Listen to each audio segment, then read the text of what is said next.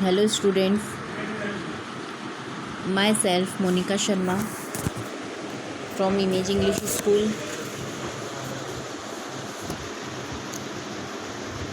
Subject Hindi, Standard 7.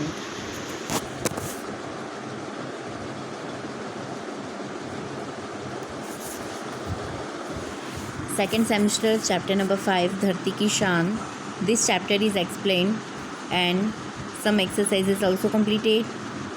Now explain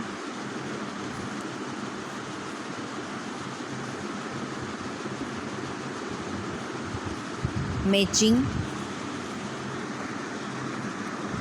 question number 2, उचित जोड़ मिलाइए. वैसे तो मैंने आपको एक्सप्लेन कर दिया था, पर अगेन आई एम एक्सप्लेनिंग. उचित जोड़ मिलाइए. फर्स्ट नंबर, मनुष्य की आत्मा में स्वयं भगवान है. आपको मैचिंग CW में आंसर आपको साइड में, मतलब सामने अपोजिट साइड ही लिखने हैं. आप इस तरह से मैचिंग नहीं करेंगे जिस तरह से मैं आपको टिक करवा रही हूँ. आपको आंसर सामने ही लिखना है. इसका आंसर इसके सामने यहाँ लिखेंगे, इसका आंसर यहाँ पे लिखेंगे. ओके, जैसे कि हर बार मैं आपको एक्सप्लेन करती हूँ, जैसा बोलती हूँ मैचिंग लिखनी है, आपको वैसे ही मैचिंग CW में लिखनी है. आंसर अपोजिट साइड ही लिखना है.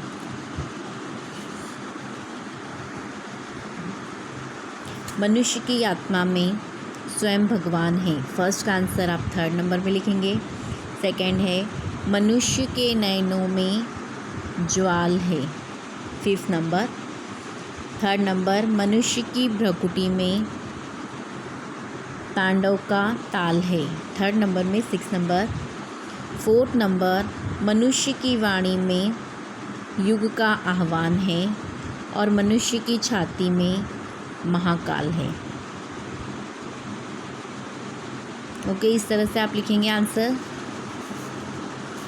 नेक्स्ट एक्सरसाइज, क्वेश्चन नंबर 3, निम्नलिखित प्रश्नों के सही विकल्प के सामने राइट कीजिए. फर्स्ट नंबर, मनुष्य चाहे तो काल को, ऑप्शन है, थाम ले, रोक ले या जान ले. Right answer is a, first number का थाम ले. मनुष्य चाहे तो काल को थाम ले. सेकेंड नंबर, मनुष्य चाहे तो धरती को, ऑप्शन ए, फोड़ दे, युग का आह्वान दे या अंबर से जोड़ दे. Right answer is third number, अंबर से जोड़ दे. मनुष्य चाहे तो धरती को अंबर से जोड़ दे. थर्ड नंबर, मनुष्य चाहे तो मिट्टी से मुख को भी मोड़ दे, अमृत निचोड़ दे या दुनिया बदल दे. राइट आंसर इज बी, अमृत निचोड़ दे. मनुष्य चाहे तो माटी से अमृत निचोड़ दे. नेक्स्ट क्वेश्चन नंबर 4, नीचे दिए गए शब्दों के विरुद्धार्थी शब्द देकर वाक्य में प्रयोग कीजिए.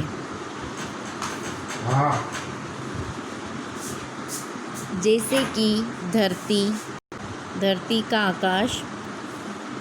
आपको वाक्यों में प्रयोग करने हैं, है ना. विरुद्धार्थी शब्द देकर विरुद्धार्थी शब्द बताना है, फिर उसका वाक्यों में प्रयोग करना है. जैसे धरती का आकाश है तो आपको आकाश का वाक्यों में प्रयोग करना है. आपको एग्जाम्पल दे ही रखा है. धरती का मतलब होता है आकाश, और जिसका मतलब होता है उसी से आपको वाक्य बनाने हैं. पक्षी आकाश में उड़ रहे हैं. उसी तरह नेक्स्ट है अमृत. सेकंड नंबर पे है अमृत. अमृत का विरोधार्थी शब्द आएगा विष. इस तरह से आप लिखेंगे विष और नीचे लिखेंगे वाक्य. इसका वाक्य बनेगा, शंकर जी ने विष पी लिया था. नेक्स्ट थर्ड नंबर, वरदान. वरदान का विरुद्धार्थी आप लिखेंगे अभिशाप, और इसका वाक्य आप बनाएंगे, दहेज प्रथा एक सामाजिक अभिशाप है. आप वाक्य मन से भी बना सकते हैं. ओके. नेक्स्ट थर्ड नंबर, ऊंचा. ऊंचा का विरुद्धार्थी आएगा नीचा. And you will write sentence. वाक्य में लिखेंगे, शर्म से उसका सिर नीचा हो गया. नाउ नेक्स्ट फोर्थ नंबर, पाप. पाप का विरुद्धार्थी होगा पुण्य, और वाक्य होगा, विद्या का दान बहुत बड़ा पुण्य है.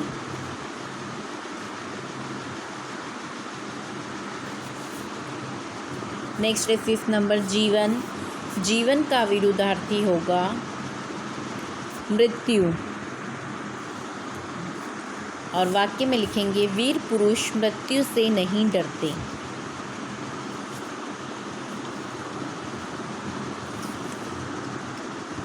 Now next exercise number 5।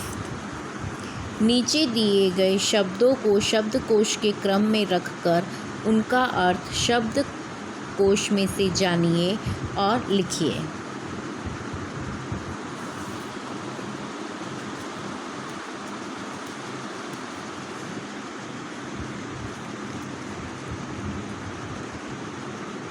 तूफान, वरदान, नयन, शीश, क्षति, आईना और झनकार।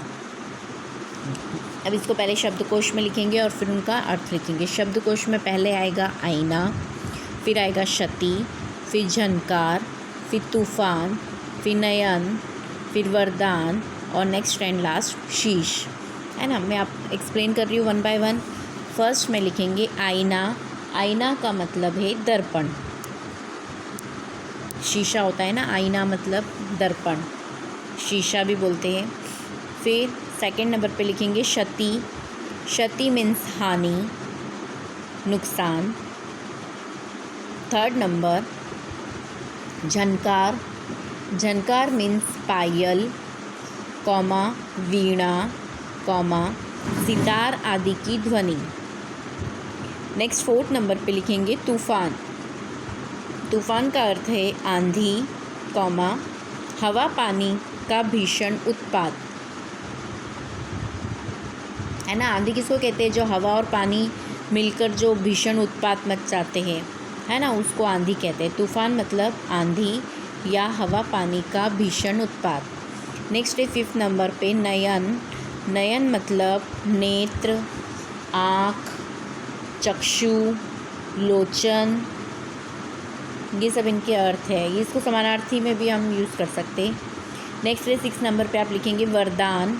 वरदान मीन्स कृपा। नेक्स्ट एंड लास्ट है शीश। शीश मीन्स मस्तक, माथा। Okay, complete this exercise. Now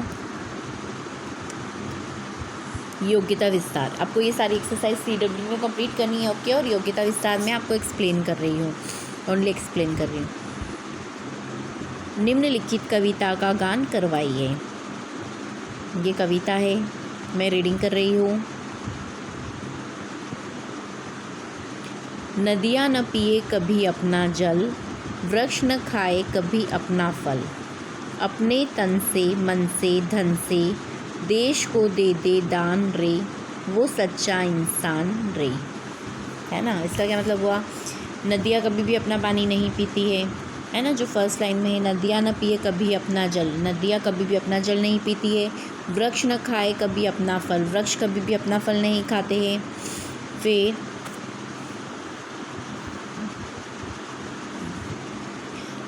अपने तन से मन से धन से, मतलब आपके शरीर से और आपके मन से और आपके पास जो धन है, पैसा है, उससे देश को दे दे दान रे। देश को दान दे देना चाहिए, मतलब जो देश के जो गरीब लोग हैं या ज़रूरतमंद लोग हैं जिनको सच में इन सब चीज़ों की ज़रूरत है, तो आपसे जितना हो सकता है उनको दान देना चाहिए। वो सच्चा इंसान, वही सच्चा इंसान है। नेक्स्ट है चाहे मिले सोना चांदी, चाहे मिले रोटी बासी, महल मिले बहु सुखकारी, चाहे मिले कुटिया खाली, प्रेम और संतोष भाव से करता जो स्वीकार रे, वो सच्चा इंसान रे। चाहे मिले सोना चांदी, अगर आपको सोना चांदी मिला है तो भी अच्छी बात है, और चाहे मिले रोटी बासी, और अगर आपको बासी रोटी भी मिल रही है, क्योंकि जो लोग अमीर होते हैं उनके पास सोने चांदी होता है, पैसा होता है, और जो लोग गरीब होते हैं उनको 2 वक्त की रोटी भी नहीं मिलती है। चाहे उनको बासी रोटी मिले, है ना, तो भी उनको उसी हाल में खुश रहना चाहिए।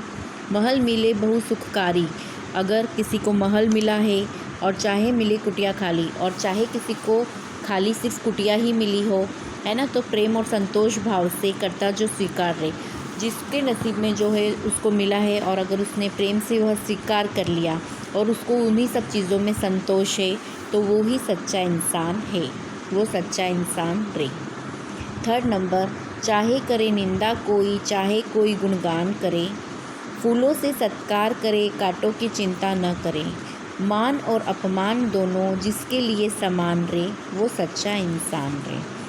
चाहे करे निंदा कोई, निंदा मतलब चाहे कोई आपकी बुराई करे, चाहे कोई गुणगान करे, चाहे आपकी अच्छाई करे, तारीफ़ करे। फूलों से अगर आपका कोई सत्कार करता है ना, आपको वेलकम करता है, आपका आदर करता है, और कांटों की चिंता ना करें। मान और अपमान दोनों, आपको अगर मान मिलता है तो उसको भी स्वीकार कर लेना चाहिए, और अगर अपमान मिलता है तो उसको भी स्वीकार कर लेना चाहिए। जिसके लिए मान और अपमान दोनों एक समान है, वो ही सच्चा इंसान है।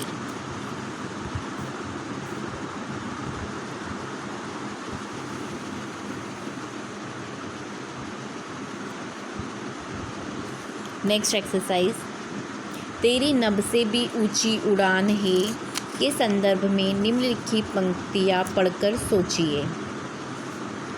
आजमाना चाहते हो मेरी उड़ान को, तो ऊंचा कर लो अपने आसमान को। सेकंड है, तू थक के न बैठ कि तेरी उड़ान अभी बाकी है, जमी खत्म हुई तो क्या आसमान अभी बाकी है।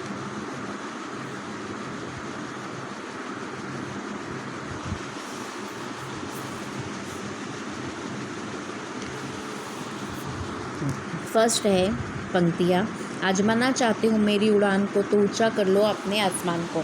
मतलब मैंने अभी भी हिम्मत नहीं हारी है, और अगर मेरी उड़ान को तुम आजमाना चाहते हो, देखना चाहते हो, तो आपका जितना ये जो आसमान है उसको और भी ऊंचा कर लो, और फिर मेरी मेहनत और मेरे परिश्रम का फल देखो कि मैं क्या कर सकता हूँ।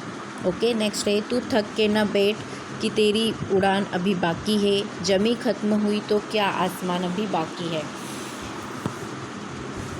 इंसान को बोल रहे हैं कि तुम अभी थक कर मत बैठो, है ना, परिश्रम तो करना ही पड़ेगा, तुम अभी से मत थक जाओ, अभी तो तुम्हारी बहुत उड़ान बाकी, मतलब अभी तो बहुत कुछ आगे करना है। जमी खत्म हुई तो क्या, अभी तो जमी मतलब अभी तो कुछ काम ही ख़त्म हुआ है, अभी तो पूरा आसमान बाकी, मतलब अभी तो थोड़ा बहुत ही काम ख़त्म हुआ है, अभी तो बहुत सारा काम अभी बाकी है। Okay, complete this chapter and explanation also. Complete CW। Now पुनरावर्तन फर्स्ट। निम्नलिखित प्रश्नों के उत्तर दीजिए। मनुष्य क्या क्या कर सकता है? तो मनुष्य पहाड़ों को तोड़ सकता है, वह नदियों के बहाव की दिशा मोड़ सकता है, वह मिट्टी से अमृत निकाल सकता है, वह धरती और आकाश को एक कर सकता है। इस प्रकार मनुष्य असंभव लगने वाले काम भी कर सकता है। सेकंड क्वेश्चन, बेटी की क्या क्या तमन्ना है? आंसर है, बेटी तारा बनना चाहती है, वह धरती पर चांद की तरह चमकना चाहती है, उसकी इच्छा दुनिया रूपी बाग में खिलने वाला फूल बनने की है, वह तितली बनकर हवा को चूमना चाहती है। इस तरह बेटी के दिल में कई तरह की तमन्नाएं हैं। थर्ड नंबर क्वेश्चन, राजकाज का काम कैसे अच्छी तरह से चल सकता है? आंसर है, हजरत अली राजकाज के लिए राज की मोमबत्ती जलाते थे। अपना काम करने के लिए वे राज की मोमबत्ती बुझाकर अपनी मोमबत्ती जलाते थे। निजी काम के लिए राज की मोमबत्ती जलाना उनकी नज़र में चोरी और हरामखोरी थी। यदि हजरत अली जैसी प्रामाणिकता रखी जाए तो ही राजकाज अच्छी तरह चल सकता है। नाउ नेक्स्ट क्वेश्चन नंबर 4, चौथी स्त्री का बेटा सचमुच हीरा था, क्यों? आंसर है, चौथी स्त्री का बेटा बहुत ही सीधा साधा और सरल स्वभाव का था। उसने देखा कि माँ सिर पर पानी से भरा घड़ा उठाए आ रही है, तो उसने अनदेखा नहीं किया। वह माँ के पास गया और घड़े को उसके सिर से उतारकर अपने सिर पर रख लिया। घड़ा लेकर वह घर की तरफ चल पड़ा। इस तरह अपनी माँ के प्रति सच्चा सेवा भाव दिखाकर उसने खुद को सच्चा हीरा साबित कर दिया। नाउ क्वेश्चन नंबर 5, आप माता पिता को कौन कौन से काम में मदद करते हैं? आंसर है, मैं माँ के कहने पर बाज़ार से चीज़ें लाता हूँ। इन चीज़ों में शाक सब्जी, दवाएं, फल तथा अन्य वस्तुएं होती है। मैं घर की साफ़ सफाई में भी माँ की मदद करता हूँ। पिताजी के लिखे पत्र डाक खाने की पत्र पेटी में डाल आता हूँ। धोबी के यहाँ से उनके कपड़े ले आता हूँ। उनके कहने के अनुसार खाने पीने की चीज़ें लाता हूँ। इस प्रकार घर में मैं अनेक कामों में अपने माता पिता की मदद करता हूँ। नाउ क्वेश्चन नंबर 6 से डॉक्टर कलाम ने ईमेल से हमें क्या सीख दी थी? आंसर है, डॉक्टर कलाम कहते हैं कि हम सरकार चुनने के लिए मतदान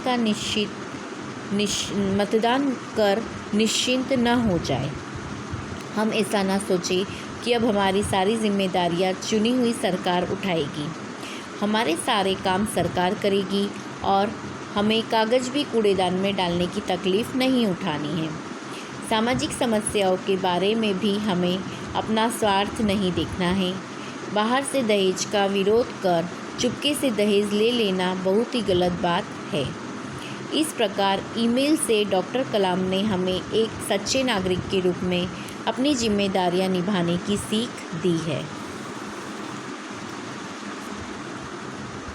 रूपरेखा के आधार पर कहानी लिखिए। एक चरवाहा जंगल में बकरियां चराने जाना, एक बकरी का दूर चले जाना, फिर भेड़िए का आना, बकरी को खाने की इच्छा, बकरी को गाना गाने की इच्छा, मैं करना, आवाज़ सुनकर चरवाहे का लाठी लेकर आना, भेड़िए का भाग जाना, बकरी की जान बचना और सीख। कहानी का उचित शीर्षक दीजिए। आपको ये CW में क्वेश्चन आंसर तो नहीं लिखना है क्योंकि चैप्टर वाइज आपने क्वेश्चन आंसर ऑलरेडी लिखे हुए हैं।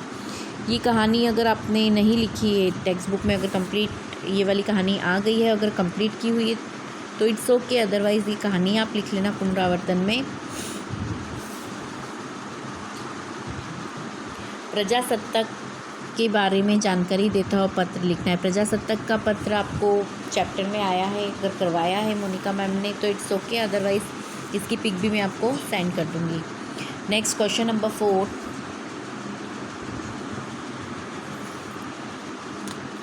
शब्दकोश की सहायता से निम्नलिखित शब्दों के तुरंत पहले और तुरंत बाद में आने वाले शब्द लिखिए। ओके, ये मैं सिर्फ एक्सप्लेन कर रही हूँ, आपको ये लिखना नहीं है। पुनरावर्तन में से आपको सिर्फ कहानी लिखनी है और लेटर लिखना है। ओके, ये मैं एक्सप्लेन कर रही हूँ आपको। एक्सरसाइज नंबर 4, गाँव के पहले आएगा गांभीर्य, यहाँ पे आएगा गाँव, गाविटी। ओके, यहाँ कसाई लिखा है, एक मिनट, सेकंड नंबर पर कसाई लिखा है।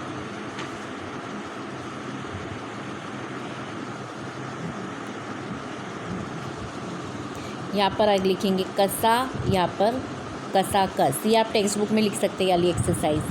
फिर हास्य में लिखेंगे हासिल, हास्य और हास्यास्पद। I will send pic. Okay, फिर समुदाय में अभ्यस्त में लिखेंगे असित, अभ्यस्त, अभ्यक्षित। फिर समुदाय, समुदय, समुदित।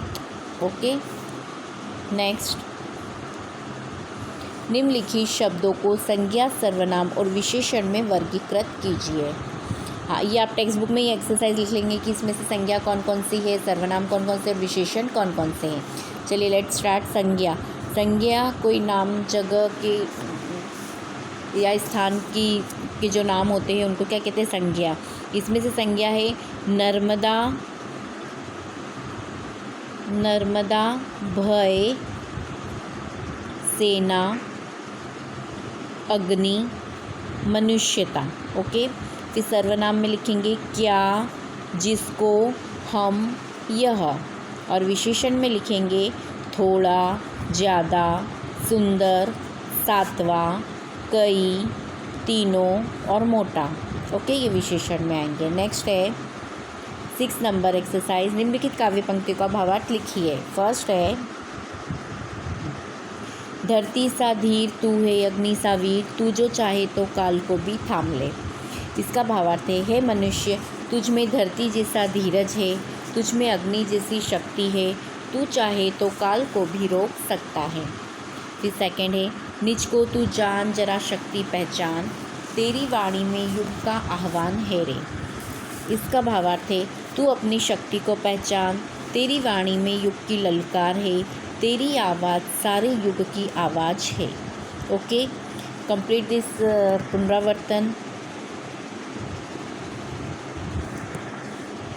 चलिए, ओके, थैंक यू।